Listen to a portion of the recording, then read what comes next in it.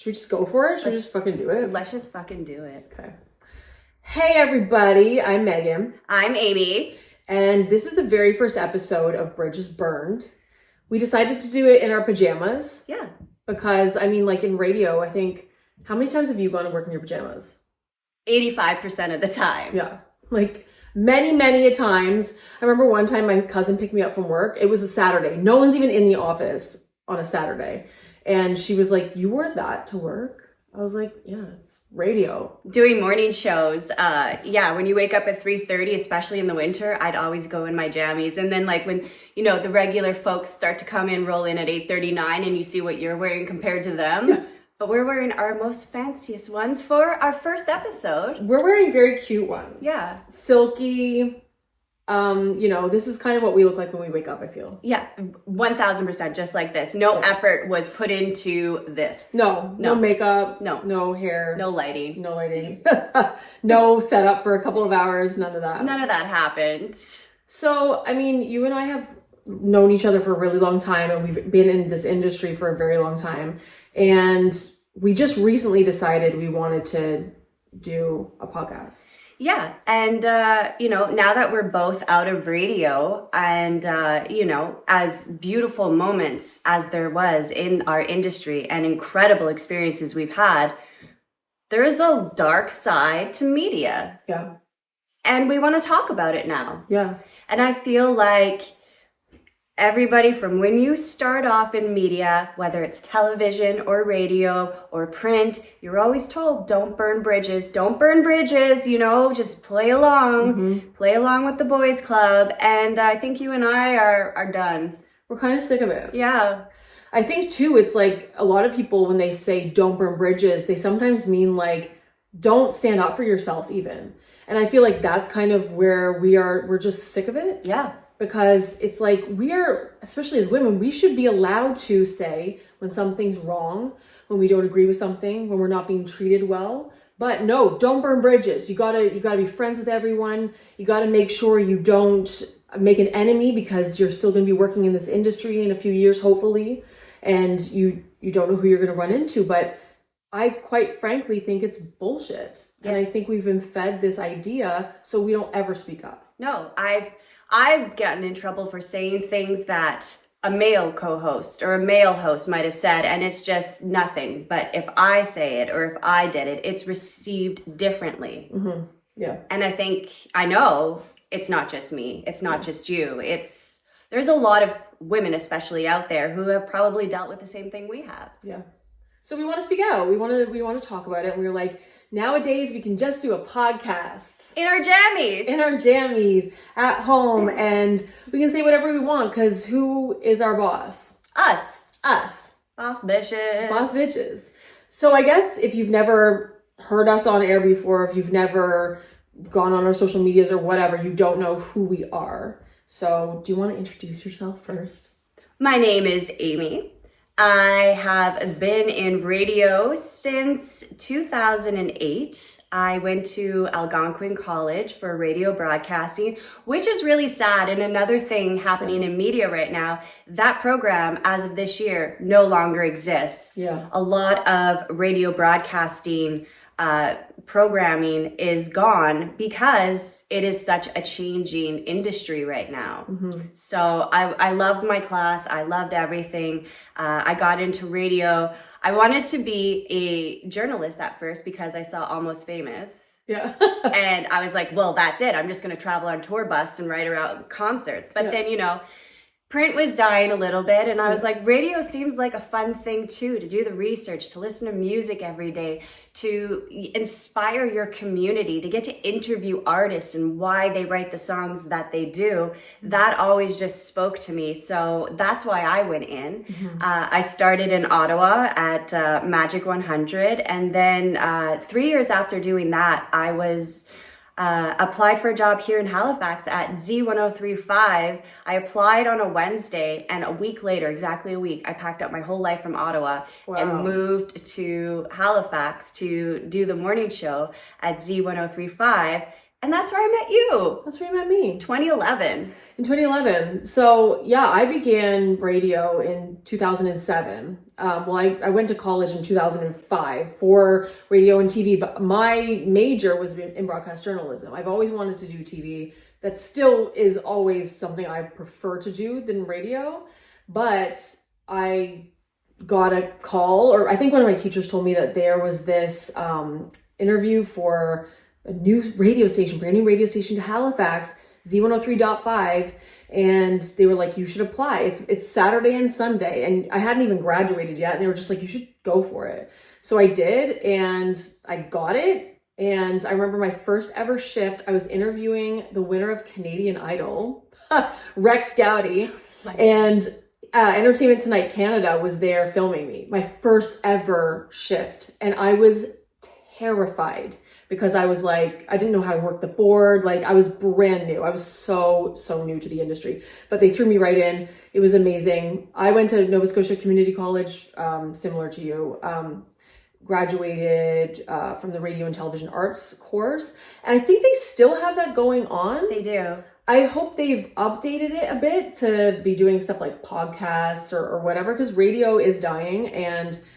it's just not what it was when we started. No, I think it's kind of funny looking back at it now that we paid thousands of dollars to go to school to learn this. And there's 7-year-olds who have YouTube channels and podcasts and are making millions. And it's like, please let me finish off paying my student loans. Don't fire me before then. And we were always like so worried about everything we said. Everything. You didn't know what the boss wasn't gonna like. You didn't know what a listener was not gonna like. You didn't know if maybe by accident you'd slip up and make a mistake or swear or whatever. And now nobody cares. No. No one cares at all. No, it's unless you're still in mainstream media, then you're still not allowed to. But fuck that.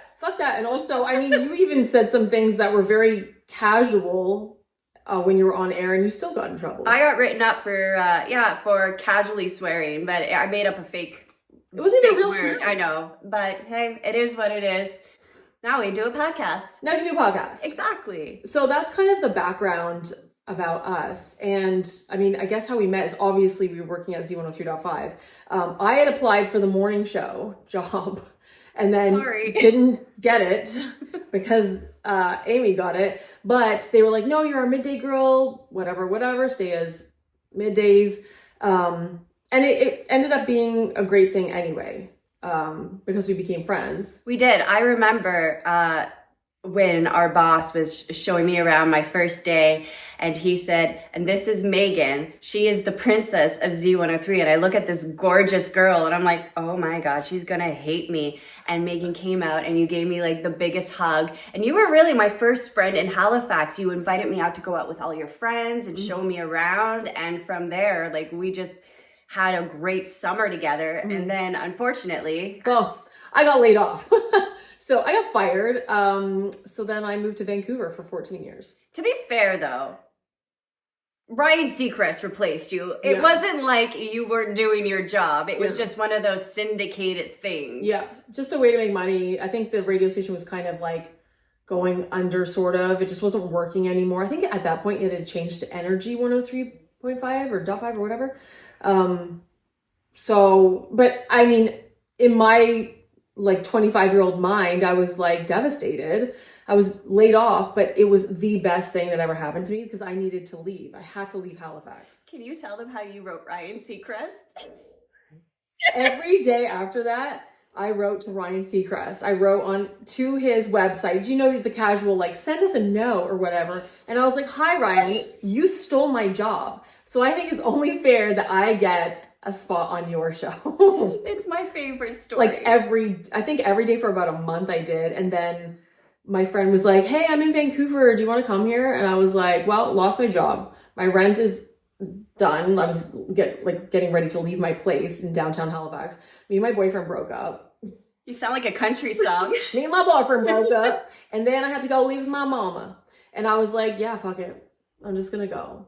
By the way, I love that he called me the princess of the station. Never did he ever say that to me. I never knew that that's what he was saying. Oh, yeah. I heard recently I was talking to a girl I used to work with on TikTok, and she was like, Yeah, when I first started, I was on the street team and he said to me, if you work really hard, you can end up like Megan. Aww. I was like, stop it. I wish I had known that. I really liked him. He was good. Listen, when you got let go, he pulled me in the office and I thought I was going to get let go. And he's like, can you run after Megan? And he was like almost in tears. He's like, that was the worst day of my life. And I remember running down the street, finding you. Did you find me? No, you walked fast. I just grabbed the envelope and I was like, I remember saying I should have just quit because weeks earlier they were like, we're not going to give you a raise. So let us know if you want to quit or not. And I was like, well, no, I'm not going to quit. What are you talking about? But that was their way to kind of push me out without paying me severance, I think. And I grabbed my shit. He was like, let me know when you have collected all of your stuff and I have to walk you out. I was like, no, you're not walking me out. I grabbed all my stuff and I left, walked down Gottingen Street crying, sobbing. My dad came to pick me up. Oh. Yeah. And he called me and he was like, Megan, where are you? I was supposed to walk you out. I was like, I don't give a fuck. I'm so embarrassed. And I think we've talked about that. Like getting laid off from any job is terrible, but it's embarrassing. It is. So I've been laid off this year. Yeah. Still very fresh. And the same thing happened, but they didn't even let me grab all my stuff. I'm still missing stuff there because somebody went and just collected all my stuff. And then I was walked out as well. And you're just kind of sitting there. You're like, okay, now what? Mm-hmm. And it's like, I remember when somebody says, oh, you shouldn't feel embarrassed because it's like, no, it is like you feel like a failure, especially I think in media. Mm-hmm. And doing it for as long as we've done it, it's our identity. Mm-hmm. And it's like, we didn't do it right. Mm-hmm. Well, you think your show is a failure. Yeah. And also we're not given, it's not like a regular job where it's like, we're giving you notice in 2 weeks you have to leave. And there's no real rules for us. It's just like, bye, you're done today. As of today, you're done. Yeah. And it's until it's done to you, you don't realize how embarrassing it is, and also how you feel like everybody knew.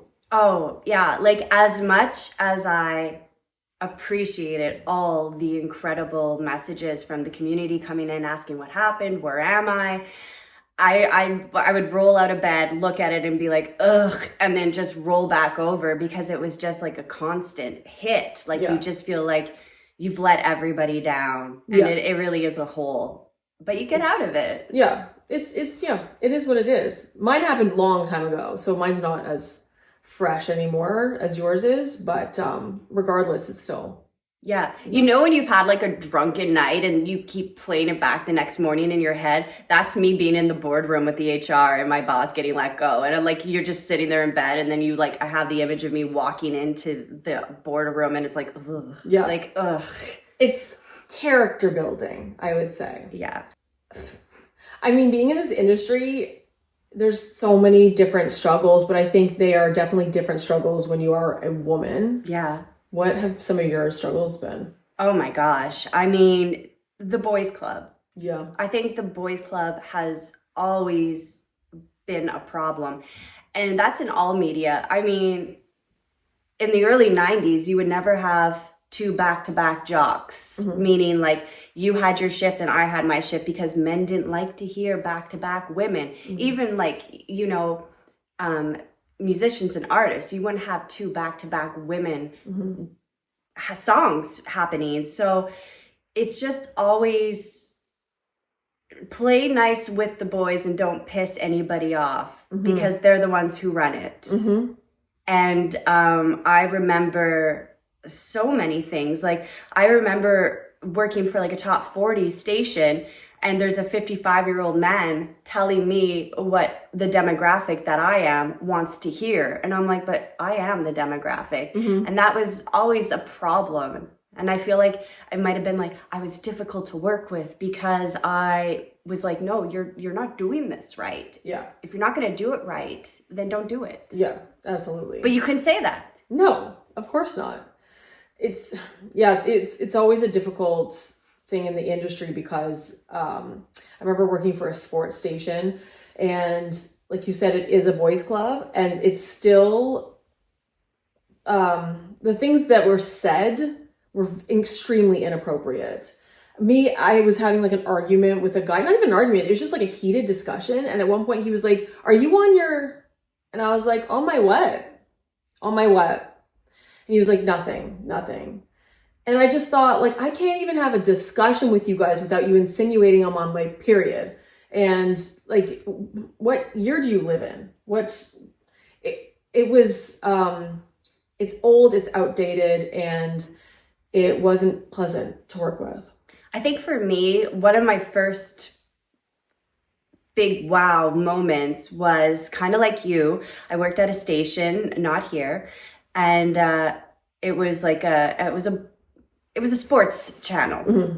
and the morning show was talking about me. I was a street teamer, so I was out and about and calling in at the other station, and they were talking about my body. Mm-hmm. And somebody called me and said, I think the guys are talking about you. So I had called and I was like, you guys need to stop. Like, and they were like, okay, sorry. And then when I got back to the station, the guys apologized. They're like, that went too far. We're really sorry. And then I got pulled in by my promotion director, and HR was there. And they were like, okay, well, we're going to have to file a sexual assault or a sexual harassment laws or, something like that. I was like, I don't want to. And he said, no, you're going to. We have to make an example out of you. And I was like, I don't like that. I don't want to be the poster girl. I've only been working here for like 6 months, and I'm going to be the girl, like the Karen that stops the fun. And I was like, no, please don't. And then the guys got pulled into HR, and they're like, what the fuck? Like, like we were just having fun. And I was like, I didn't want this. I didn't want this at all. And so once that got resolved, I was like, I don't want to be that person. Like, you have to know how to play with the boys and everything like that. And then another incident happened that really should have been in HR, but I was just so like, no, we're not even, ha ha ha, that's so funny that happened. Yeah. So I think from a very long time, I was just docile with those situations to play nicely. And that's kind of like how it always was in my mind. Well, even the fact that he said it was just fun or whatever he said, we were just, like, there's never accountability, or there was never accountability. It was just fun, laugh. Yeah. I don't think it's like that now. I do remember a girl I worked with a couple of years ago, younger than me, and I just saw like a new era of people come into the station. She was fucking telling on everybody, no matter what they did. Girl, guy, no matter what. It was around COVID time, and somebody left their mask on the desk where everyone's doing their job, and she went and told the boss. I'm like, okay, you're going a little too far there. Just like dispose of the mask with your glove, like chill out. So I don't think they are like we were. We were always worried about making someone mad, pissing the wrong person off, burning bridges, because to us, standing up for ourselves was burning a bridge. Yeah. And to be quite honest, now I'm gonna blow your shit up. Like, I don't care. I'm gonna blow your shit up. I'm gonna burn the bridge because I'm sick of being treated like that. I mean, I'm not in the industry anymore, but even at the end, like the last little while, I was like, no, I'm talking. I remember when I was moving from Ottawa to Halifax, and that same promotion director, he's like, well, what are you going to be doing? I'm like, well, on air, I'm going to do the morning show. And he said to me, like, wow, how desperate are they for talent? And I was like, what? Like, this person. And that is something that still happens in the media. If you have a bad manager, I feel like, is the pegging down, bringing down your confidence. Not like a really great show or you did this. It's, you're saying this thing to make you feel less, less value. Yeah. Mm-hmm. I've never honestly felt like I was a very good radio announcer. I always felt like I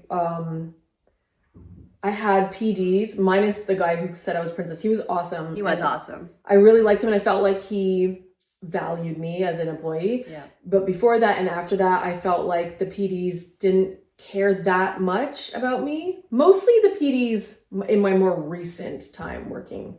I was just the fill-in person. I was just the person that was there when they needed me.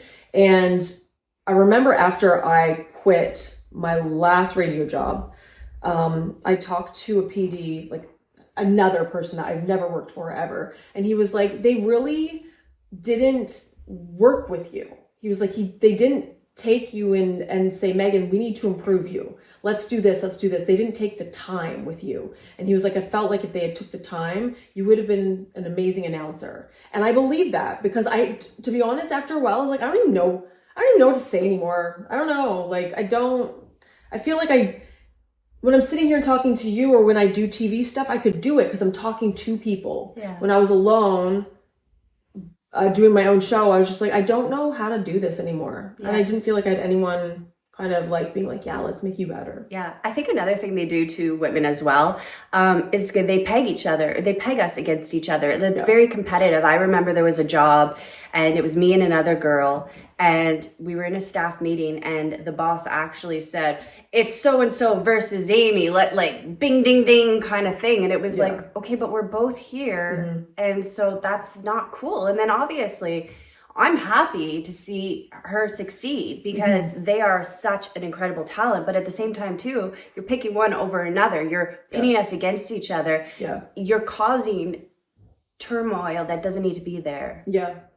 I think maybe that's why you expected me to be mad at you when I didn't get morning show, but you did. But I was just like, I refuse to be like that. Unless you're being an absolute dick to me, I have no reason to be mad at you. You're going for a job that I also wanted, but you got it. Okay, whatever. We have to work together. Let's be friends. Like, why would I want it to be a shitty situation? Yeah. After that, I don't see the point, and I refuse to give into that. I refuse to let the men in the industry put us against each other. Yeah. At the end of the day, if I don't like you, it's because you're a shitty human. Woman, man, whatever you may be, that's it. Yeah. Period. Yeah. I do think the generations older than us, especially the women, were definitely pitted against each other and then told, if you don't want to do it, someone younger will come in and do it.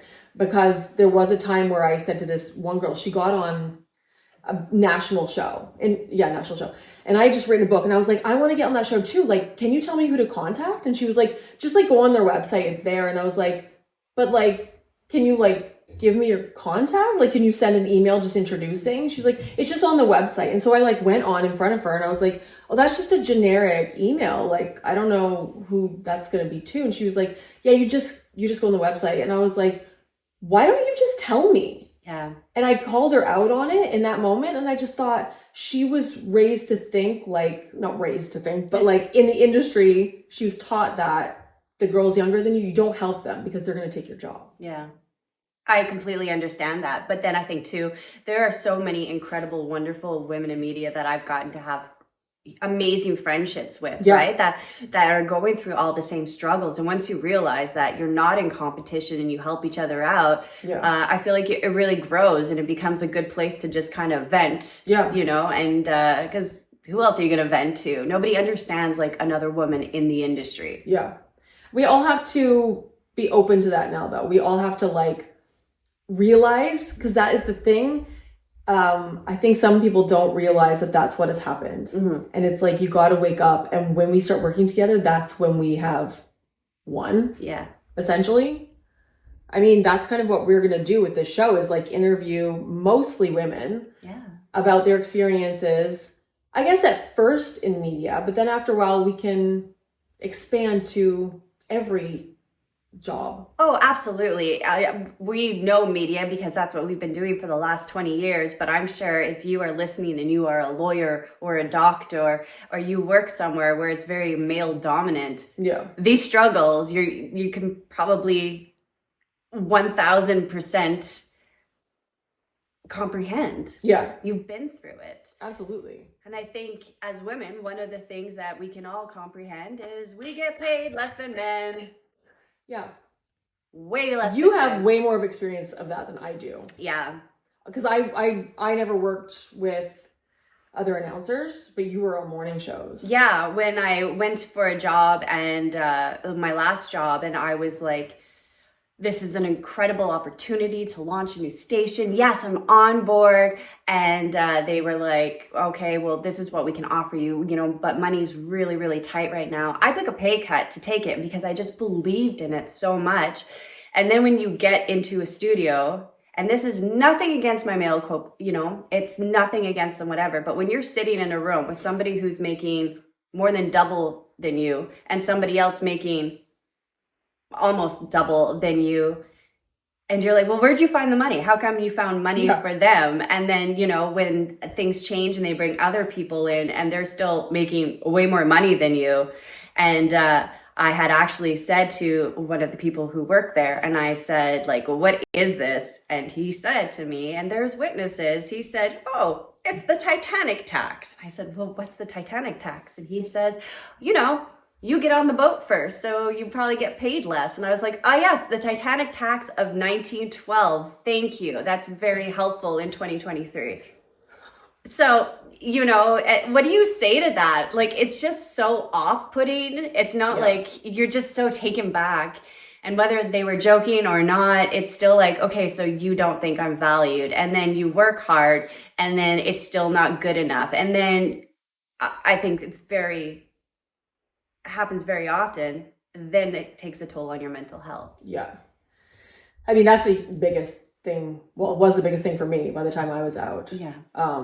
Mental health wise, I was like, I was working probably 6 days a week for sure for years, doing doubles sometimes during those days, and really wasn't going to be moved up in the company. I asked numerous times for raises, never. And then one day I just realized, I said to my boss, like, I was in Vancouver at this time. I can't afford to survive. And she was like, well, you don't work in the mornings, so why don't you get another job? And I was like, that's the answer to this? Like, you want me to get another job but you'll never move me up? You'll never promote me? You'll never anything? And that's in that moment, I was like, all right, I think this is a wrap for me. And I just had to figure out when and how and all of that. And it was a few months later, I was having a full mental breakdown at that point. When I think back to that time, you can't see it in the moment. When you think back to the time, I was having a mental breakdown. The way I was acting, the way I was treating people, the way I was losing it slowly. And I feel bad for some of the situations I put myself in, and maybe some things I did to other people, but my job was making me literally lose my mind. Yeah. And I wanted to die. And unfortunately, the company I worked for holds the biggest mental health day in the country. And when I asked them for help, even though I was freelance, they were like, you know, we don't have coverage for people who are freelance. I'm like, I work more than the other announcers. Why don't you just make that happen for me?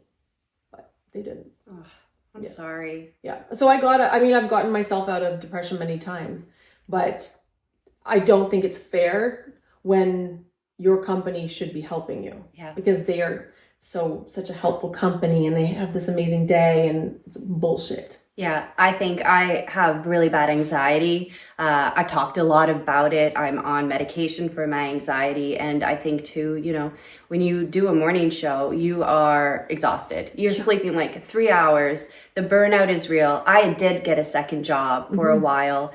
And then, you know, your personal life and things are going on. And I was burning both candles, just trying to survive. And being on the radio, you always have to be happy and cheerful and tell your stories. But I had a lot of health issues happening. I was like in and out for MRIs and everything like that. And my anxiety was really bad. And I did take mental health days. I took a lot. And didn't they say to you, like, don't talk about your other job on air because we don't want to look bad? Yeah. Yeah. So, you know, you just try to do everything you can. And then when you don't feel like it's good enough, like, that really stems into your anxiety. And if you have managers or people above you who aren't great communicators or very passive, it plays with your anxiety even more. So kind of like you were saying before, like, you don't know what you can say or you can't say anymore, or you're scared to talk, and you just kind of shut down. And I think that was the point that I was at. But yeah. I think too, for people who don't work in radio, you do not plan a show with your boss, aka your program director, every day. It's like you kind of come up with it yourself. You're like, this sounds like a good idea. Then you do it, and then you beg for forgiveness if they hate it later on. So it's not like it's pre-planned, pre-approved. It's nothing like that. It's just like you go on air and you Hope for the best. hope for the best. Yeah. And I was going to say too, I didn't say this earlier when my boss told me to get another job. I had other jobs. I was working many jobs. I've always been like that. I've worked many jobs. So I was at the point where I was like, bitch, I'm going to have a meltdown at this point. So yeah, the mental health thing has been terrible with that industry. Yeah. I will say, like, they did have good programs and everything, and I had benefits and I was covered, but for me, I was just not, my anxiety was just full. I was just living like fight or flight every single day, and nothing was going to change that. I had to change it myself. It didn't feel like anything you did was good enough. Yeah, but not just in work, in every aspect of my life. I wasn't a good enough daughter. I wasn't a good enough wife. I wasn't a good enough, like, those are my eternal struggles. Yeah. And I was trying to figure them out on my own. And maybe it did play into it. I don't know. But that's another thing of having anxiety. When you don't have actual closure, you just sit there and think about it all the time and replay different situations and try to figure out and pinpoint where did it all go wrong. And so it's just like, woo, it's crazy up here. Yeah. They also, when you start in radio, they also want to make it very much a part of your life. Like, your life is radio. Your life is this job. You talk about yourself. You tell your life stories. You day to day. Like, I remember when I first started, every single day I was like, oh, that happened. I'm going to talk about that tomorrow. So people don't necessarily understand why all this feels so personal. Yeah. It's because we grew up and went to school and went in this industry, basically being told, this is your life. If you don't do this job, or if you don't do this extra thing we want you to, somebody else will. Yeah. We'll find someone to fill your position. You make this your life. One thing I really loved about being on the radio, I loved many, many things, but was when you find the courage to talk about your mental health, because it is very personal, and you talk about it and it's received, and somebody writes you and they say, I know how you feel and I've been through this. Like, to me, that was the most amazing thing. Like, if you guys can get mad at me all you want for whatever, if I share too much of my story or too much of my depression, but if it helped a 14-year-old girl, I don't care, because that to me is everything. Yeah. So now that we're doing this, now that we can say what we want, we can do what we want, we are our own bosses. No one's going to sit here and be like, Amy, if you don't do this, I'm not going to sit here and say to you, Amy, if you don't do this, I will find someone who can. Oh my God, don't replace me. It's still also fresh. And this is your house. What will I do? But like, what are your like hopes and dreams for this show, this podcast? I want women to be able to share their stories. Ours are very minimal, but they have affected us. There's so many amazing opportunities and experiences that come in radio, whether it's working with the community, getting to interview artists, all the concerts, like, there's so much great things, but there is a dark side. And I think I want women to be able to tell their stories that they haven't been able to tell, or are scared to tell. Yeah. I look back and I think, I had such a beautiful time in radio. It was hard, and I felt like it was always a struggle. And then I felt maybe I wasn't meant to do it. Maybe I wasn't good at it. Maybe that's why I didn't get ahead. Maybe that's why I didn't get money. Maybe that's why I got fired. There's a lot of things that play in, but at the end of the day, I know I did some really cool stuff. But you did better than me. You were in two morning shows? Is that? Yeah. Or 2 or 3? 2. I was in 0 morning shows. A morning show is like that's your success. Like, that's the best show is the morning show. The people who are paid the most are usually the morning show. Not you, but usually the morning show. If there's a co before the host, it usually means that's the woman's part. Yeah. And you're probably going to be paid less because the person on the other side is running the board. Yeah. And once upon a time, that was like such a bigger deal than it is now, because everything is so easy to do. And you're basically doing the same work now. And I think no matter where you are, no matter if it's a guy and a girl or 2 girls, which doesn't happen very often at all, maybe. Well, in Vancouver, the station I worked at, the morning show is 2 women. Love that. And they have been on the morning show for, one of them, almost 20 years, I'd say. Oh, wow. She's been continuously on that show. And I've just heard, I don't know for sure, that they get paid a lot. Good for them. Yeah. Good for them. And I hope it's fairly equal. I really do. Because at the end of the day, you're both sharing your whole stories, your life stories. It should be 50-50. And I think pay goes hand in hand with that too. Yeah, absolutely. Especially if it's two and it's you guys both. Yes, you should be getting paid the same amount. Yeah. For sure. Yeah, I think for me, I was talking to somebody the other day about wanting to do a podcast because I've been wanting to do a podcast for a long time. I have so many demos, like, of podcasts I've started or done with other people, and I just haven't, like, gone through with it because it just wasn't right at the time, I guess. But somebody said to me, oh, you want to do a podcast because you want the fame. I was like, maybe if I was 21 and you had said that, I would have been like, yeah, I definitely do. But nowadays, I've just felt, especially being out of radio for now 4 years, when you do this job, it is like when you stop doing it, it's like a piece of you is kind of missing. Yeah. Your creativity is just like, you know what the feeling is. I'm trying to describe this. It's like you feel lost. You don't know what to do with yourself anymore. You need an outlet for your creativity. And one thing I've always found is when I talk to people and I sit down with somebody new and I listen to their story and I get in deep. Like, I'm not the person who wants to talk about the weather or your cute little outfit. I want to talk about the shit. Yeah. I want to get deep into it. And that, I feel, for my life is what I want to do for my life. That makes me feel whole. It makes me feel full. It makes me feel complete. So, fame is a fleeting thing. Yeah. And even just being on the radio, you kind of have like fame sort of things happen. Like, people are like, oh, that's Megan. I know Megan and stuff. And then people are terrible online to you. It's not actually a great thing. So for me, if that comes, whatever. But for me, it's got to be about the human connection. Yeah. I love a human connection. And just like you said, like, we are creative people. So just to sit in a office 9 to 5 and not make jokes, I wouldn't know what to do. I was like, no, I can't be placed there. So this is great. And I just want an outlet to tell the truth and be creative. Yeah. And it's not to put anybody down. I'll put a few people down. I won't tell you who they are, but they'll be put down. It'll be a Sudoku of mysteries.